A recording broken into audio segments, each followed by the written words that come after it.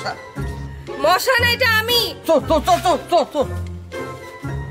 Madam আসসালামু আলাইকুম। Madam আচ্ছা, আপনাকে প্রতি মাসে বেতন দিয়ে কি ঘুমানোর জন্য রাখা হয়েছে? ম্যাডাম রাতে ডিউটি করছি তো লিগা। একবার তাকায় দেখেন কি অবস্থা হয়ে আছে। কালকে বৃষ্টিতে সব পাতাগুলো পড়ে গেছে। ম্যাডাম জারো দিতাছি, আপনি কোনো চিন্তা করেন না, আমি এক্ষুনি। আপনি প্রতিদিনই এই কথা বলেন। আমি এগুলো আর 1 মিনিট নোংরা দেখতে চাই না। জি জি জি। প্রত্যেকটা পাতা যাতে পরিষ্কার থাকে। জি। গাছগুলোর কি অবস্থা হয়েছে?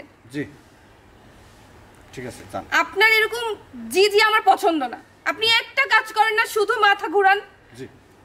আমি ফুল গাছ সুন্দর দেখতে চাই, সবকিছু পরিষ্কার দেখতে চাই। জি জি জি। জি করতেছেন কেন? যান কাজ করেন। Yes madam. সব শুধু আমিই করব।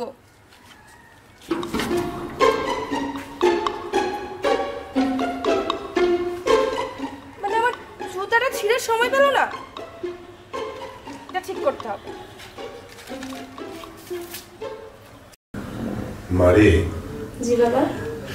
তুই দেখতে দেখতে অনেক বড় হয়ে গেলি, আর আমারও চলে যাওয়ার সময় হয়ে আসছে। আমার এখন কিছুই ভালো লাগে না রে মা। একটা ভালো ছেলের সাথে যদি তোর বিয়ে দিয়ে যেতে পারতাম, তাহলে আমি মনেও শান্তি পেতাম। চুপ করো তো বাবা, কি সব বলতেছো? আমি দোয়া করি যেন তুমি আরো 100 বছর বাঁচো, কারণ ভাইয়ারা বিয়ে করছে, নাতি দেখবা না? হ্যাঁ, তোর এক ভাই তো লন্ডনে আছে, আর তোর আরেক ভাইকে বিয়ে করেছি। এখন তো আমি রিটায়ার্ড পারসন, কোনো কাজ নেই, কোনো কর্ম নেই। আমি এখন সবার কাছে বোঝা হয়ে গেছি রে মা। কি বলছো বাবা এসব? চুপ করো তো তুমি। মারি, দেখ তো কয়টা বাজে, আমার ওষুধ খাওয়ার সময় হয়ে এসেছে। 12টা বেজে গেছে তো বাবা। দেখ তো মা, কিছু খাবার আছে কিনা, খাবার নিয়ে আয় আর ওষুধটাও নিয়ে আয়। আচ্ছা তাহলে তুমি বসো, আমি দেখি যে টেবিলে কি আছে। হ্যাঁ, আমি আচ্ছা, তোমার জন্য ঠিক আছে। খাবার নিয়ে আসি।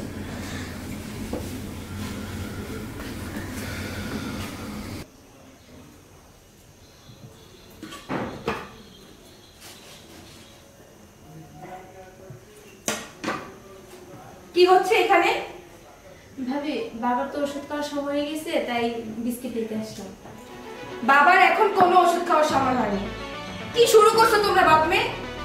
কাজকর্ম ফালায় সারাদিন খাওয়া আর খাওয়া। বাপ মেয়ে দুজন বসে বসে যে খাও, এগুলা খাবার কোথা থেকে আসে এটা হিসাব করো। ভাবি দেখেন, এইগুলো আমার ভাইয়ের কামাই, ঠিক আছে? তো আমার ভাইয়ের কামাই আমার বাবা খাবে না? শোনো, তোমাদের ভাই ছিল, এখন সে আমার স্বামী। আর যে ভাই ভাই বলো, এটা বুঝো না যে ভাই ইনকাম করতে কষ্ট হয়? সারাদিন শুধু খাওয়া আর খাওয়া, আর কোনো কাজ তো নাই। যাও তুমি কাপড় ধুকিয়ে। আমি এখন কাপড় ধুইতে যাব? হ্যাঁ। আমি পারবো না, আমি আগে বাবার খাবার দিব। তুমি বেশি কথা বলো, যা বলছি তাই করো।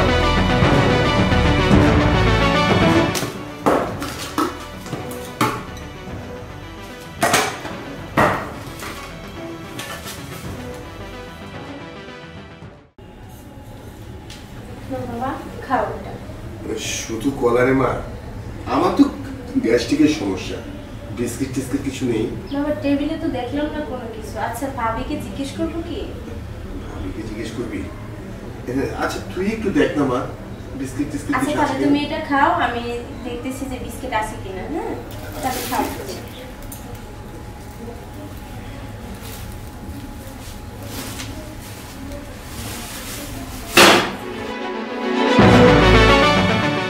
বসে বসে যে কলা কিনতেছেন, একটা কলার দাম জানেন কত? আপনার কি মাথায় কোনো জ্ঞান বুদ্ধি নেই? আপনার ছেলে সারাটা দিন কষ্ট করে, আর আপনি এখানে বসে বসে একটু গিলতে থাকেন। ওমা, তুমি আমাকে খাবারের খোঁটা দিচ্ছ? আমি তোমাদের কাছে অনেক বড় বোঝা হয়ে গেছি। আমি আমার সন্তানদের ছোটবেলা থেকে মানুষের মতো মানুষ করেছি। শুনেন, এটা সব বাবা মার দায়িত্ব, আপনি একা করেননি। আমার বাবা মা আমাকে কষ্ট করে বড় করছে। এটা সব বাবা মার দায়িত্ব, এটা আমারও দায়িত্ব। কিন্তু এত কথা বলেন না তো আর। ধরেন এটা সেলাই করে নিয়ে আসেন। দাও, তুমি কাকে জোতা হাতে ধরে দিয়েছো? আমার বাবাকে।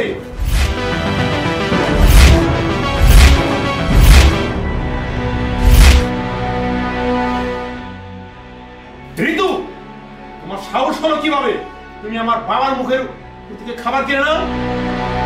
তার হাতে তুমি জুতা ধরিয়ে দিয়েছো সেলাই করার জন্য। হ্যাঁ, আমার বাবা মাকে জন্ম দিয়েছিল বলে তোমাকে আমি বিয়ে করতে পেরেছি, আর তুমি তাকে খাবারে খোঁড়া দিচ্ছ। সে তার জীবনের সম্পূর্ণ উপার্জন আমাদেরকে দিয়েছে, যার টাকার বিনিময়ে আমি ব্যবসা করে বেড়াচ্ছি। তোমার পরনে যে দামি দামি গহেনা শাড়ি, এগুলো কোথা থেকে আসছে? আমার বাবার টাকা থেকে এখানে আসছে, আর তুমি সে টাকার খোঁড়া দিচ্ছ আমার বাবাকে। তুমি আমার বাবার হাতে জুতা ধরে দিয়েছো। আমি তোমাকে আর এক মুহূর্ত আমার এই বাড়িতে দেখতে চাই না। যে কিনা আমার বাবাকে সম্মান করতে পারে না, তার সাথে আমি এক মুহূর্ত থাকতে চাই না। বেরিয়ে যাও তুমি। রাফি, তুই বৌমাকে বাড়ি থেকে বের করে দিস না। হাজার হলেও বৌমা এ বাড়ির লক্ষ্মী। দেখছো, এক বাবার ভালোবাসা দেখো, যাকে তুমি দিনের পর দিন অপমান করছো, উঠতে বসতে খাইতে শুইতে, আর সেই মানুষটা তোমাকে বাড়িতে রাখার জন্য রিকোয়েস্ট করতেছে। দেখো, শিখো, একেই বলে বাবার ভালোবাসা। যা বুঝার মতো জ্ঞান তোমার হয়নি। বেরিয়ে যাও রুম থেকে। বাবা, আপনি আমাকে মাফ করে দেন বাবা। না রে মা, তুই তো শুধু এ বাড়ির বউ না, তুই হচ্ছিস আমার মেয়ে, আমার মা। আমার মাই যদি এ বাড়িতে না থাকে, তাহলে আমি কিভাবে থাকবো বল?